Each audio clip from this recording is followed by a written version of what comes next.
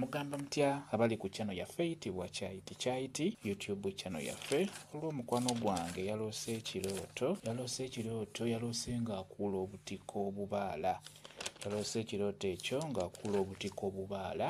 Buli w'oloota ekirooto ekyo n'oloota ng'okuula obutiko obubaala kiba kikutegeeza nti gendako kubijja obeere ng'obirimako, naddala ebyo ebyewammwe eby'abantu babakwatako nga muzeeyiwo baganda bo weebityo, oba obeere ng'obatereeza mu mbeera yonna, naye ng'ekikulu kya byonna kiba kikutunuza wali malaalo owali abantu babaafa abeera bakwatirako ddala kyekirooto ekyo okuloota obutiko obubaala ng'obunoga. Muyinza okuba mulina tugeze ng'olumbe nga lugenda kubeerawo, oba nga mulina omukolo gwonna mu kyalo. Bw'ogenda ku mukolo ogwo gw'abeera aloose obutiko obwo, tovaayo nga tolimye ku bijja, tovaayo nga tokebedde ku bijja byammwe oba nga tobirongoosezza.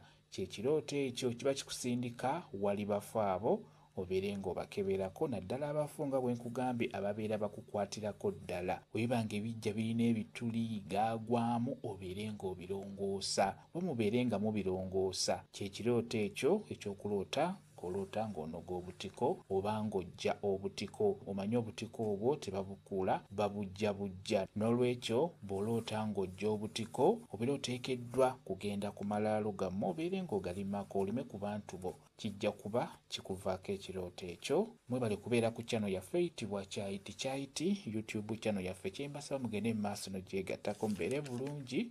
Mweraba.